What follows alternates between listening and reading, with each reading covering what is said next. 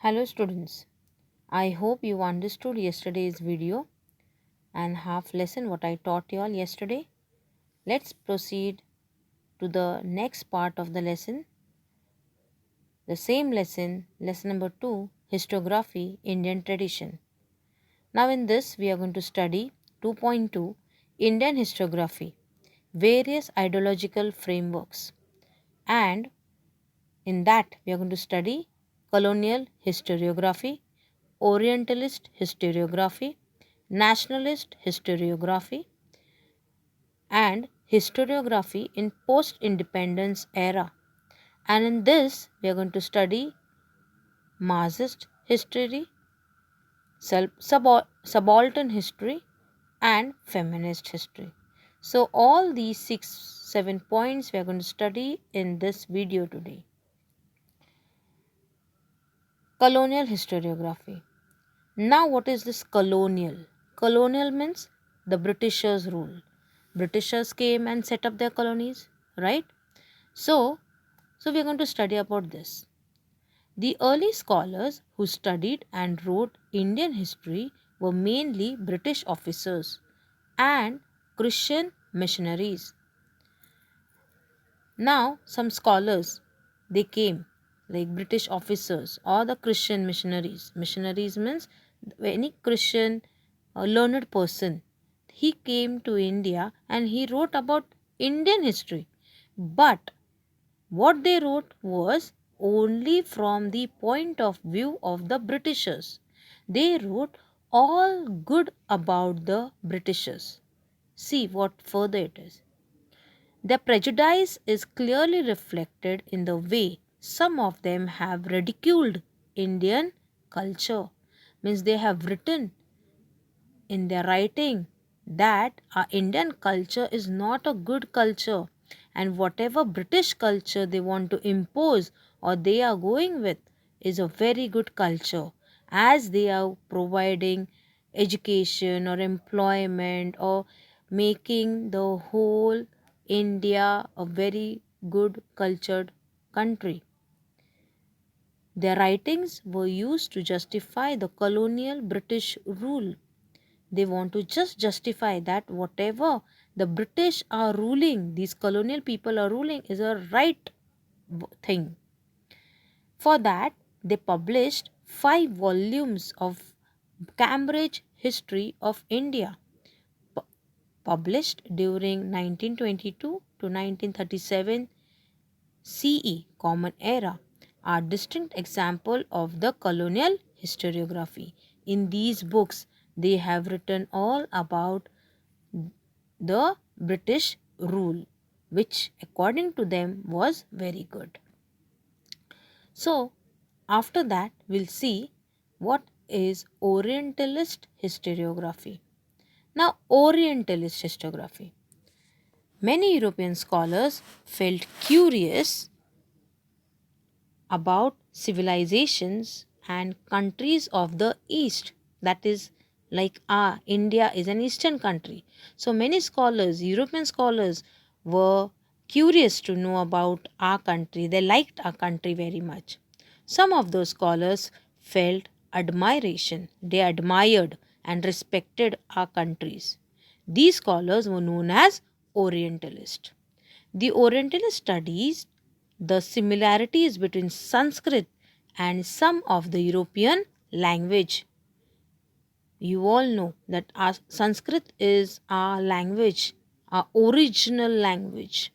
So they studied the similarities between our Sanskrit and some of their European languages. They focused more on Vedic tradition. So our Vedas, they studied about our Vedas, Rig Veda and all. And they even studied about our Sanskrit literature. Their studies resulted into formulating the notion. The notion is the idea of an ancient language that could be the mother of all Indo-European languages. They came to know by the whole study in detail that Sanskrit is the basic language of all the Indo-European languages. Means that is the first language the original language. Next, we have the scholars of the Orientalist. So, who are they? First one is the Sir William Jones. In 1784, which year? 1784, Sir William Jones founded Asiatic Society in Kolkata. It opened the door for research in ancient Indian literature and history. Next, we have Frederick Max Muller.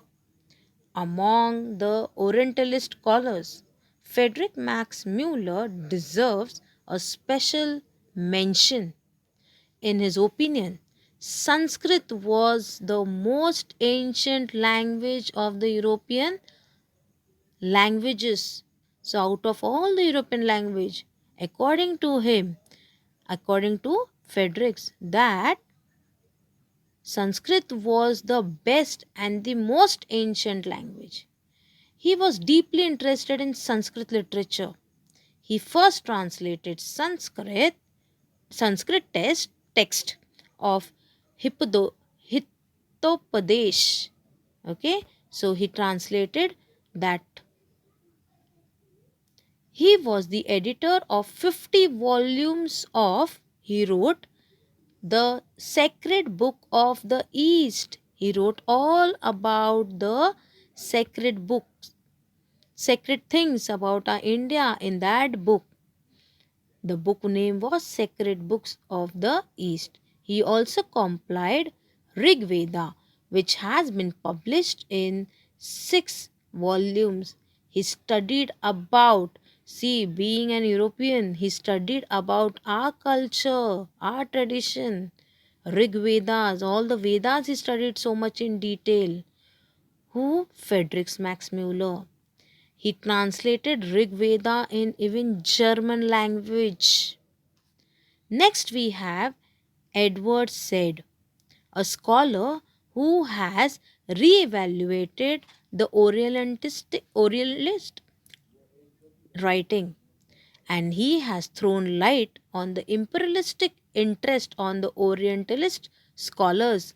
What he said, that the imperialistic interest means the Britishers have come here India only to rule India. Only imperialism was their main motto. So this is the book, the Sacred Book of East. Next we have the Nationalist Historiography. So nationalist means related to a nation. Let's see what it is. The writings of Indian historians who were trained in the British educational system shown an inclination to restore pride in the ancient glory of India and the self-esteem of the Indian readers. Their writings were known as Nationalist Historiography. They were all Indian historians, but they studied in the British educational system. Okay, and they wanted to see that our ancient history is glorified and will maintain again the self esteem. Whatever wrong things were written by some of the historians or European historians, they wanted to correct it, and they want that our Indian, that is our nationalist historiography, should go through to the people. So nationalist historiography in India was very important. Next, we have some of the nationalist historiography's renowned scholars. Here, we have the very first and very important is the Justice Mahadev Ranade. Then we have Ram Krishna Gopal Bhandarkar. Then we have Vinayak Damodar Savarkar. And next we have the Ramesh Chandra Muzumdar. So they were They were very important, renowned scholars among the nationalist historians who tried to correct whatever wrong things were written about our Indian culture by these European scholars. So these are the people, are renowned scholars who has written different books about our Indian culture and tradition. So Justice Mahadev Ranade, he was very important person. He had explained the background of the rise of Maratha Empire in great detail in his book, The Rise of Maratha Power. According to him, it was not like a suddenly erupted forest fire, but the ground for it in Maharashtra on social, cultural, and religious level was getting ready over a prolonged period. Next, we have another renowned scholar where we have Kashi Prasad Jaiswal. Then we have Radha Kumud Mukherjee. Then we have Bhagwan Lal Indarji. And then we have Anant Sadashiv Aitekar. So these are all the names of some of the renowned scholars among the nationalist historians. Next we have is Vasudev Vishnu Mirarshi. So next we are going to study about Justice Mahadev Govind Ranade. So he was a justice. So I have read this paragraph for you all, that Justice Mahadev Ranade has explained the background of the rise of Maratha Empire in great details in his book, The Rise of Maratha. So he has written all the details about Maratha power.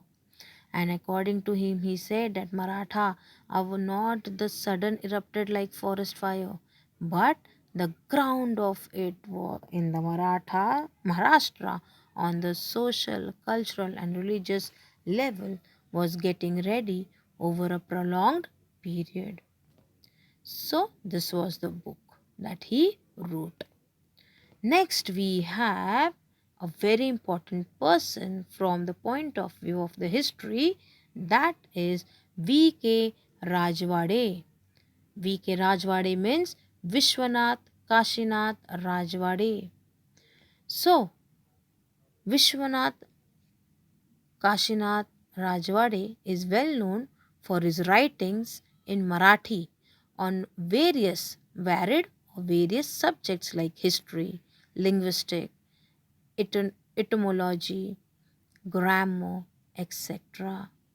So, what is etymology? The etymology means the origin of words. He was of the firm opinion that we should write our own history. He said that why the outsiders has to come and write about our history. We should write in a right manner about our own history. He complied and edited 22 volumes of Marathanच्या इतिहासाची साधने. So he wrote this book. He was very scholarly prefix to each of the 22 volumes. He stated, history is the all-inclusive image of the past societies. It does not include only the stories of the political image, conspiracies, and war for seizing power, but he insisted that history should be written only using the authentic documentary resource. So authentically everything should be proved. Thing should have a proof, and then only it should be written. So this is the book that he has written, मराठांच्या इतिहासाची साधने. Next, we have another very important person of history, Vinayak Damodar Savarkar. This one is the great figure, that is Vinayak Damodar Savarkar. The nationalist historiography helped in the triggering of the independence movement of the Indian people against the British. In this aspect of the book, the Indian War of Independence of 1857, written by Vinayak Damodar Savarkar, is of great importance. So, this book which he has written, The Indian War of Independence, is very important. The nationalist historiography provided a momentum to writing of regional histories too. So, region wise history was written in it. As a result, the attention of the historians was drawn to geographic conditions and history of South Indian region. So, about all from every area he has written the history. So, nationalist history helped in triggering of the independence movement of the Indian people against the British. The aspect of the book, The Indian War of Independence 1857, is written by Vinayak Damodar Savarkar. Next, we have historiography in the post independence era. So, post independence era means after the independence. And in this, we are going to study three main points which it was influenced by. So, first is Marxist history, subaltern history, and feminist history. Now, along with the writing, the dynastic histories, the culture, social, economic history have also been written. Scholars of the post independent era began to feel the need of writing histories of various communities, sciences, economic systems, political ideologies, cultural aspects, etc. The historiography of this era has been influenced mainly by three ideological schools: Marxist history, subaltern history, and feminist history. So let's see what is this Marxist history. So Marxist history means this ideology is given by Karl Marx. So this one is a person here in black and white. He is Karl Heinrich Marx. He is a German philosopher. He was an economist, historian, sociologist, political theorist, journalist, and socialist revolutionary. Okay, so this Marxist historian. So the concern for the means of production, he was mainly focused on the industrial production in means of productions, then means of transportation, and all about about industries he was concerned with. So the concern for the mean of production, modes of production, and the industrial relations were at the center in the writing of the Marxist historian.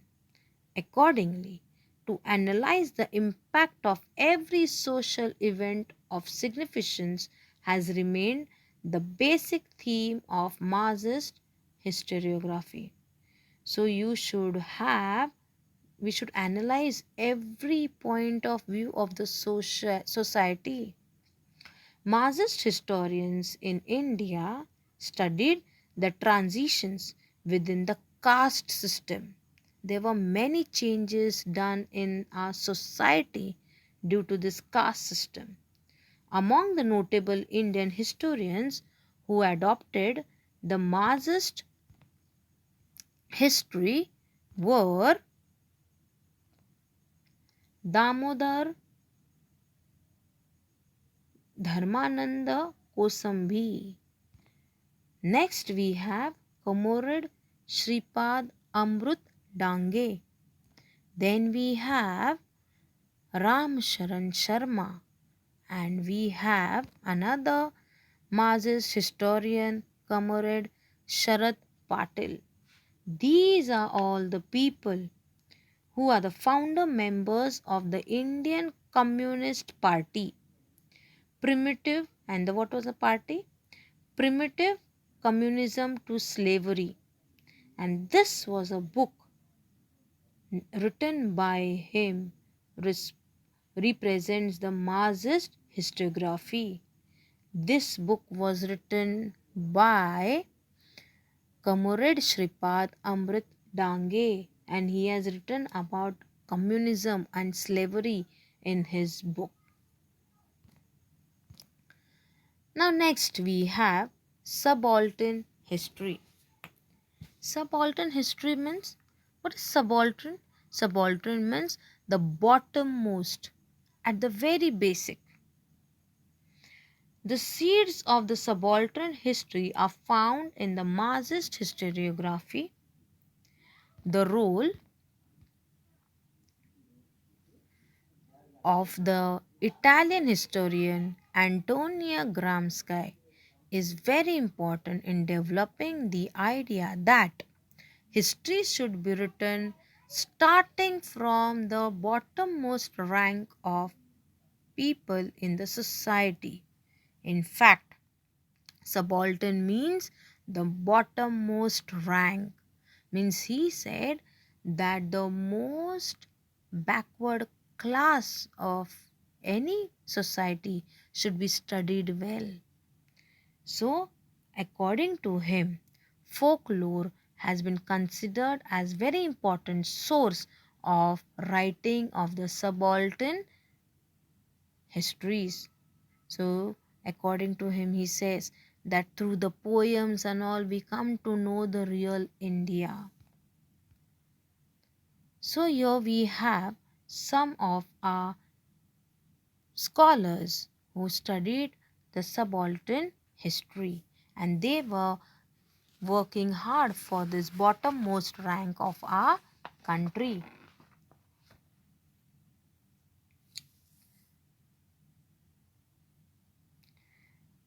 We may point out that much before the onset of the subaltern ideology, similar thoughts were expressed by Mahatma Jyotiba Phule and Dr. Babasaheb Ambedkar.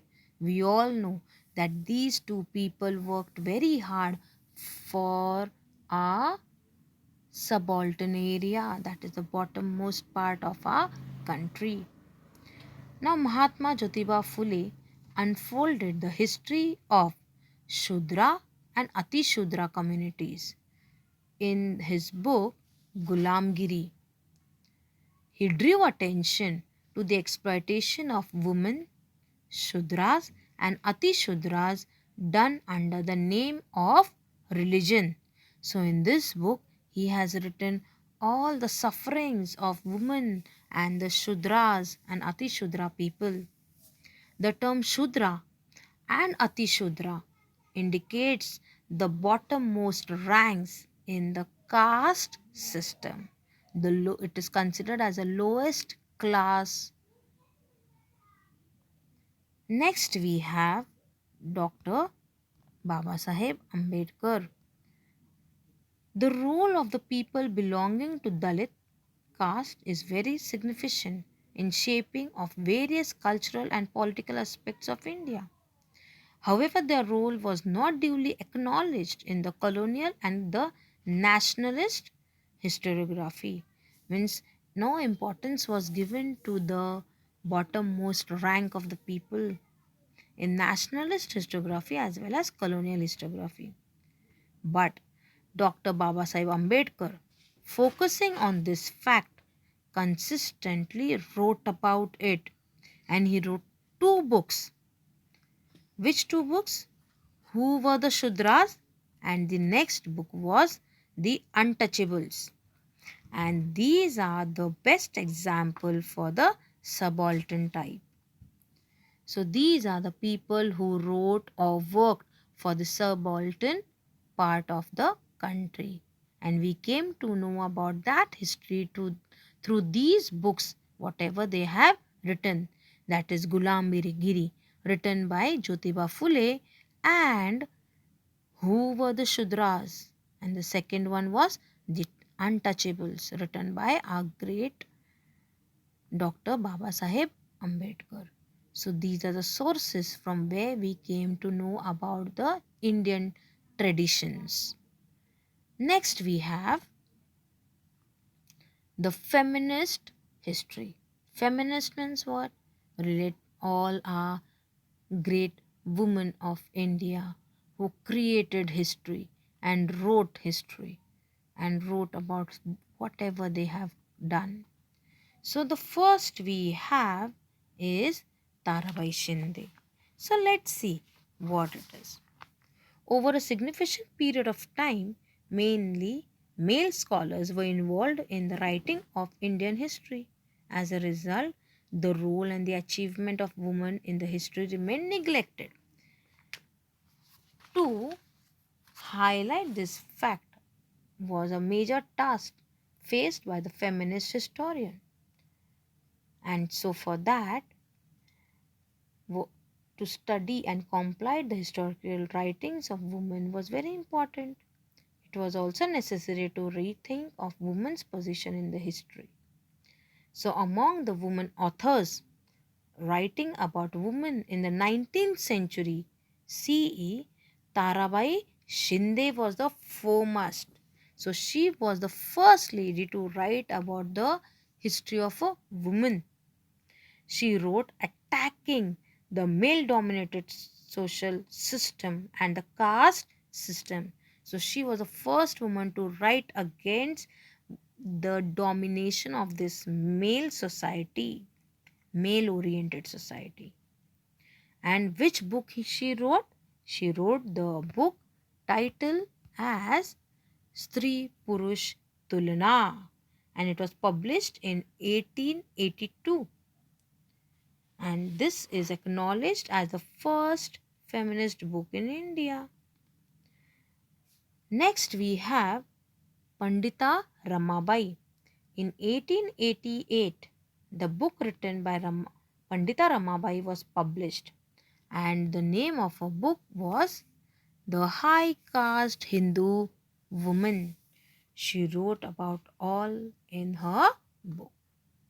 The feminist literature of the post-independent dependence area concentrated on the issues like employment of women, treatment meted out to them at their workplace, their right to political equality, etc. So, in the book, in the all these feminists, they started writing about their problems. Okay, whatever problems they were facing, they started writing in the book. Now the women started going on work for employ. They started searching for employment, and how they were treated in this male-oriented era. It was focused on. So Meera Kosambi, she is the one who has written a book, Crossing Thresholds. Feminist essays in the social history is very important. This book contains essays on the life stories of women like Pandita Ramabai and Dr. Rukmabai, the first practicing lady doctor of India. So she, Meera Kosambi, wrote about these two great ladies and their history in the book Crossing the Threshold. So they left their house or the threshold, they crossed the threshold of their house for the betterment of the society. So students, in this chapter or this part, we studied colonial history, the scholars who studied and wrote Indian history were the British and the Christian missionaries. Then we studied about Orientalist historiography, and they studied the similarities between Sanskrit and some European languages. And even we studied about Max Muller, Friedrich Max Muller, William James, Edward Said. Then we studied about nationalist historiography, right? That historians who tried to seek the golden era of the Indian history, like we studied about Mahadev Govind Ranade, Vinayak Damodar Savarkar, Rajendra Lal Mishra, V.K. Rajwade. Okay, these are the renowned scholars we studied about. Historiography in the post-independent era, Marxist history, which was concerned with the means of production and all industries. Subaltern. Subaltern means the bottommost rank on the caste system. We studied about that. And we studied about the feminist literature by the great women. I hope students you understood the whole chapter. If you have any doubt, you can WhatsApp me. I will be sending you the question and answers. Please write in your notebook. Thank you very much.